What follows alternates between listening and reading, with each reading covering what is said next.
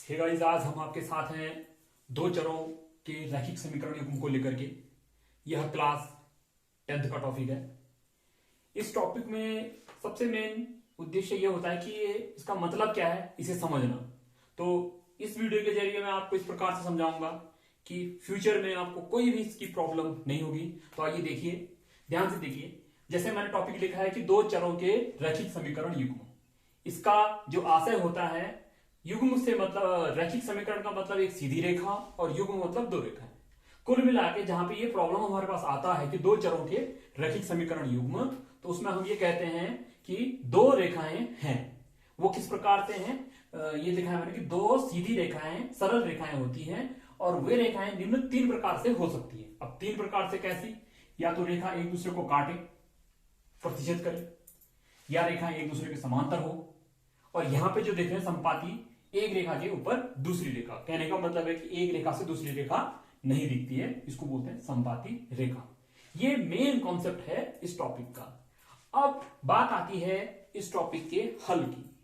तो हल से मुख्य तात्पर्य यह होता है कि जैसे कोई भी रेखा ली, तो कोई भी रेखा कई सारे बिंदुओं से मिलकर बनी होती है।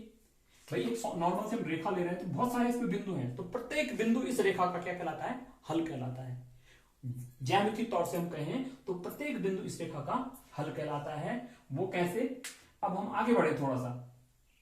रैखिक समीकरण युग्म का जो व्यापक रूप होता है वो किस प्रकार से होता है? जैसे कि a1x plus b1y plus c1 बराबर 0 और a2x plus b2y plus c2 is equal to 0। इसमें a1 और a2 x के गुणांक हैं, एक चर के गुणांक हैं, और b1 और b2 दूसरे चर के गुणांक हैं, और c1 और c2 है, ये क्या है? हमारे अचर पद हैं। अब हम थोड़ा आगे बढ़े तो एक चीज होता है कि जो ये गुणांक होते हैं इनका आपसी अनुपातों का जो संबंध होता है वो हमें ये बता देता है कि हमारी दोनों रेखाएं किस प्रकार की है। जैसे यहां पे देखिए, पहली कंडीशन मैंने बनाई, a1 upon a2 does not equal to b1 upon b2। a1 बटे a2 और b1 बटे b2 अगर बराबर नहीं आते हैं तो उस स्थिति में ये कह सकता हूं कि रेखाएं एक दूसरे को प्रतिच्छेद करेंगी, या समीकरणों के हिसाब से हम बात करें तो उनका एक अद्वितीय हल होगा। अद्वितीय हल बोले तो एक बिंदु ऐसा होगा जो दोनों रेखाओं में होगा। दोनों रेखाओं में एक बिंदु होने का मतलब दोनों के दोनों क्या करते हैं? एक दूसरे को प्रतिच्छेद करेंगी। तो ये वाला केस हमारे पास आएगा। दूसरी कंडीशन है a1 अपॉन a2 बराबर b1 बटे b2 और does not equal to c1 upon c2। अगर ऐसी स्थिति हमारे पास आती है तो वो समांतर रेखाएं होंगी। और समांतर रेखाएं आप देख रहे हैं, ये दोनों समांतर हैं, एक दूसरे को कहीं पे भी कट नहीं करेंगी। इसका मतलब कोई ऐसा बिंदु होने ही वाला नहीं है जो दोनों रेखाओं में हो। तो इस स्थिति में हम कह सकते हैं कि कोई भी हल हमें प्राप्त नहीं होगा।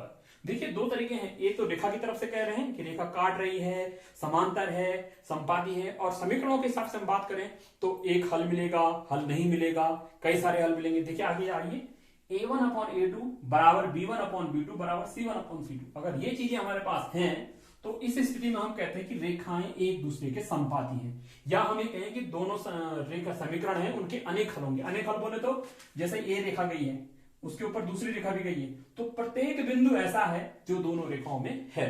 तो कई सारे हल मिलेंगे हमें। और मैं पहले भी कह चुका हूं कि हल का मतलब वो बिंदु होता है जो दोनों रेखाओं पर होता है। अब बात आती है इसके हल को करने की विधि। हल किस प्रकार से हम ज्ञात करें? तो हल दो तरीके से हम निकाल सकते हैं। दो विधि हमारे पास होती है, एक ग्राफीय विधि और दूसरी होती है बीजगणितीय विधि। ग्राफीय विधि मैं आपको अगले वीडियो में शेयर करूंगा, और इस बार हम बात करते हैं बीजगणितीय विधियों में से एक विधि, प्रतिस्थापन विधि की। थोड़ा ये अंतर जान लें कि बीजगणितीय विधि और ग्राफीय विधि में क्या अंतर है। ग्राफीय विधि में रेखाओं के हिसाब से हमें उत्तर मिलेगा, और बीजगणितीय विधि में हमें जो हमारी समीकरणें दी रहती हैं उनके हिसाब से चरों को इधर उधर करके हमें आंसर मिलने वाला है। तो आइए देखते हैं प्रतिस्थापन विधि। प्रतिस्थापन विधि का की पॉइंट क्या है आपका? एक समीकरण से एक चर का मान दूसरे चर के पदों में लेकर दूसरी समीकरण में प्रतिस्थापित कर देना है। दो समीकरण दी होंगी, उसमें प्रत्येक समीकरण में दो चर होंगे। हमारा जो टॉपिक है दो चरों वाला, उन दो चरों में से एक समीकरण लेनी है और एक चर का मान दूसरे चर के रूप में निकालना है, और वो दूसरे समीकरण में हमें प्रतिस्थापित कर देना है, और फर्दर बीजगणित करते रहेंगे और हमें मान मिलते रहेंगे। इसको समझिए तो एक क्वेश्चन है मेरे हमारे पास, जैसे x plus y is equal to 14 और x minus y equal to 4। ये दो समीकरण है, तो दो समीकरणों में से मैंने क्या किया, मैं पहले समीकरण लेके चला हूं x plus y equal to 14। अब x plus y equal to 14 है, तो x बराबर क्या लिया मैंने, ये y वहां जाके माइनस हो जाएगा, तो 14 माइनस वाई। तो अब क्या करेंगे कि चर x का यह मान किस में रख देंगे, समीकरण 2 में। अब 1 से निकाले तो 2 में रखेंगे, और 2 से निकाला है तो 1 में रखना होगा। तो हमारे पास जो समीकरण 2 है वो x माइनस वाई बराबर 4 है। तो ये यहां से हम अगर x का वैल्यू रखेंगे 14 माइनस वाई, रखा मैंने माइनस वाई बराबर 4, 14 माइनस वाई 2 वाई हो गया माइनस के बराबर 4, तो माइनस 2 वाई बराबर 4 ऋण 14 माइनस 2 वाई बराबर 10 हुआ। तो माइनस से माइनस करा तो 2 वाई बराबर 10 और y बराबर 10/2 मतलब 5 आ गया।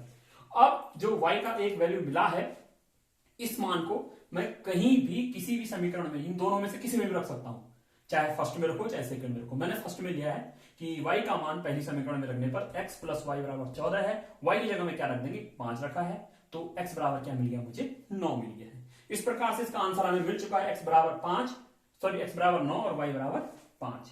बाकी अगर उत्तर के स्वरूप की बात करें हम रेखाओं के हिसाब से, तो हम ये कह सकते हैं कि रेखा x प्लस वाई बराबर 14 ये रेखा है, वह रेखा x माइनस वाई बराबर 4 ये भी एक रेखा है।